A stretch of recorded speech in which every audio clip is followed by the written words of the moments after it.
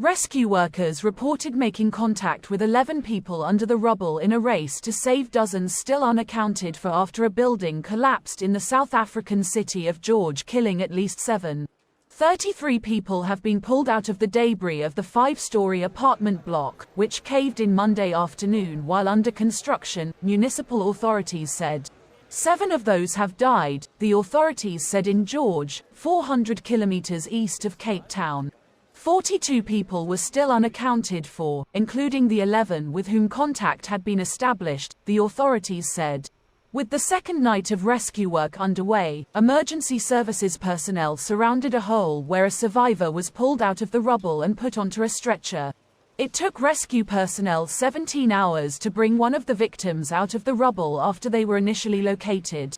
Recalling that the international standard for such operations is 3 days, George Mayor Leon Van Wyk told a local television station in the early evening that over the next 40-odd hours we are hoping to rescue as many people as operations entered a second day. A construction crew of 75 people was on site at the time of the collapse, authorities said. 3 rescue teams were working on 3 different areas of the collapsed building, which included an underground car park. The reasons for the collapse were still unknown. President Cyril Ramaphosa offered his deep condolences to the relatives and friends and said his thoughts were with the families of the dead and missing.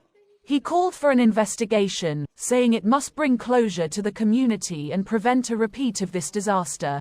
George, which has a population of about 160,000, is a picturesque coastal city located on the tourist trail along South Africa's southern coastline.